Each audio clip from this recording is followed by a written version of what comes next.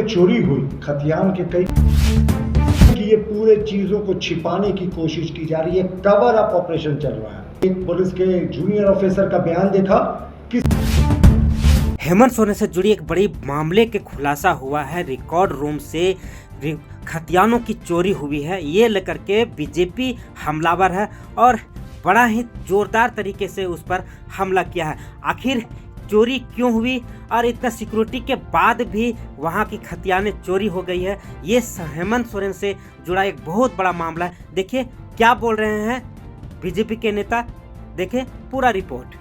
आखिर क्या है मामला? एक झूठ छुपाने के लिए कई और झूठ बोले जा रहे हैं। उसने बहुत सारी चीजें को झारखंड में एक्सपोज कर दिया। सर्वप्रथम पूर्व मुख्यमंत्री हेमंत सोरेन जी कहते थे मेरा इस जमीन से कोई कनेक्शन नहीं है। ईडी के चार्जशीट के बाद तो कोई इस पे डाउट ही नहीं रहा। और दूसरी बात, जो जिस तरीके से रिकॉर्ड रूम में चोरी हुई, खतियान के कई खतियानों की चोरी होने की बातें हुई जहां पुलिस का फोर्स था, उसके बाद स्थितियां स्पष्ट हो गई है। कहते हैं ना, एक झूठ को छिपाने के लिए 100 झूठ बोलते हैं। तो यहाँ एक क्राइम जो हुआ है, वो एक क्राइम के अलावा बहुत सारे क्राइम हुए हैं, उनको छिपाने के लिए क्राइम फिर क्राइम फिर क्राइम, ये लगातार होता जा रहा है।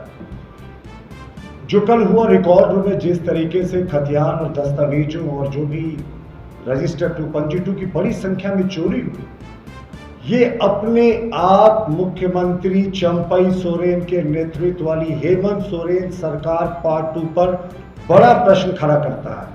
हम मानते हैं कि ये पूरे चीजों को छिपाने की कोशिश की जा रही है, कवर अप ऑपरेशन चल रहा है। और आज मैंने एक पुलिस के जूनियर ऑफिसर का बयान देखा कि सीसीटीवी भी काम नहीं कर रहा था। उस एरिया में, उस कैंपस में फोर्स की भी डेपुटेशन होती है, लेकिन वो फोर्स भी पता नहीं कहाँ थे और सीसीटीवी भी काम नहीं कर रहा था। यानी जाहिर तौर पर अभी आप देखिए, ईडी बहुत बड़ा लैंड स्कैम को इन्वेस्टिगेट कर रही है। और हम तो मानते हैं जो पहला 8.5 एकड़ से ज़्यादा का जो संपत्ति था, जिसको अटैच किया था, जिसमें चार्जशीट हुई, जिसमें पूर्व मुख्यमंत्री हेमंत सोरेन जेल पर है, वो तो टिप ऑफ द आइसबर्ग है। वो तो कहते हैं ना कि एकदम ऊंट के मुंह में जीरा वाली स्थिति है। अभी पूरा ऊंट का निकलना बाकी है। और उसके बाद इस तरीके से जहां सारे जमीन के दस्तावेज रहते हैं, उस रिकॉर्ड रूम से जो चोरी हुई है, कहीं ना कहीं चंपई सोरेन हेमंत सोरेन सरकार पार्ट 2 को कटघरे में खड़ा करती है। सरकार क्यों शांत थी? सरकार के जो डिप्यूट किए गए पुलिस वाले थे, वो कहाँ गायब थे? क्या ये एक सुनियोजित षड्यंत्र था? हम तो क्वेश्चन जानना चाहते हैं कि उत्तर माननीय मुख्यमंत्री जी से।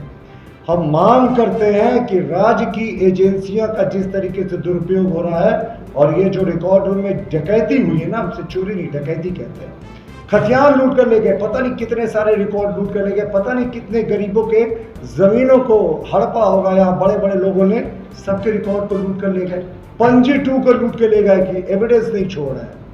तो इसकी अविलंब सीबीआई जांच हो और ईडी को भी इस केस को टेक ओवर करने की अनुशंसा राज्य सरकार करे, क्योंकि ईडी फिलहाल जमीन मामले में बहुत बड़ा इन्वेस्टिगेशन कर रही है।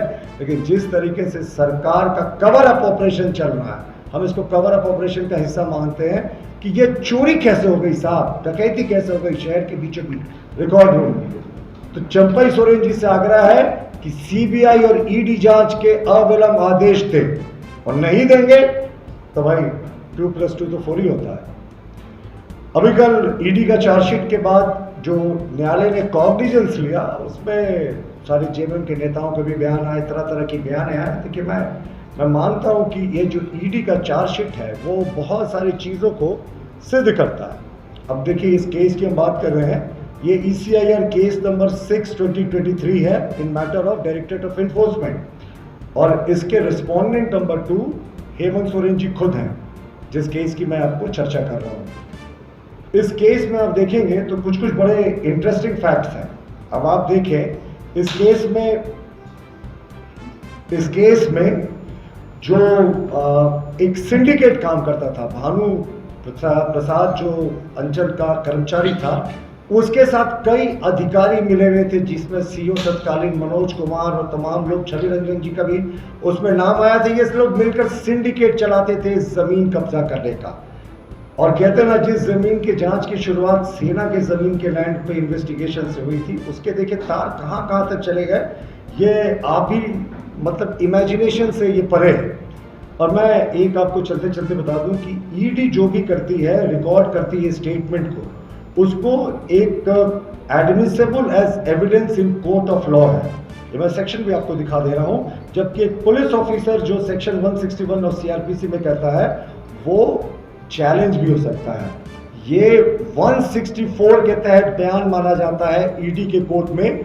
जो लोग गवाही देते, ईडी के कोर्ट में नहीं, माफ कीजिएगा, ईडी के सामने उनको लॉ ऑफिसर्स की तरह ट्रीट किया जाता है। तो हम लौटते हैं वापस, जिस तरीके से आए और चैट्स आए, चैट इनका कहना था कि इस जमीन से इनका कुछ लेना देना नहीं, पर एक एजेंट विनोद भी एक किरदार था इस पूरे केस में, जो जिसके चैट आप हम बहुत बार डिस्कस कर चुके हैं कि किस तरीके से वो सारा ट्रांसफ़र पोस्टिंग कराता था, डीसी का, एसपी का, तमाम तरह की चीज़ें होती थी। और ये तो हम लोगों ने सिद्ध भी किया था कि जिन जिन लोगों की इसने पैरवी की थी, उनका ट्रांसफ़र भी हो गया था। ये भी आपको अच्छे से जानकारी में है कि जो एक नक्शा विनोद और हेमंत जी के मोबाइल के बीच ऑफिशियल चैट था। हेमंत जी का मोबाइल नंबर मैं डिस्क्लोज नहीं कर रहा हूँ, हालांकि ईडी के चार्जशीट में यहाँ है, और ना मैं विनोद का कर रहा हूँ, लेकिन ईडी के चार्जशीट का हिस्सा है कि उसमें इस नक्शे का आदान प्रदान हुआ था। यानी ये नक्शा था, और इस नक्शे का इलाका जो बताया गया था वो लालू खटाल का एरिया बताया गया था, बड़गाई बरियातू में। और उस पूरे इलाके में इतनी बड़ी जो ज़मीन बनाने के लिए कोई दूसरी जगह नहीं है, इतना बड़ा जो कंस्ट्रक्शन करने के लिए है वो कोई दूसरी जगह नहीं थी। तो आप इसे सोच सकते हैं कि किस तरीके से इनके तार साफ साफ एक दूसरे से जुड़े हुए थे। अब आते हैं कि किस तरीके से जो ईडी के ऑफिसर्स थे, उन्होंने इन्वेस्टिगेशन अपना जो कराया, उसमें बैजनाथ मुंडा और श्याम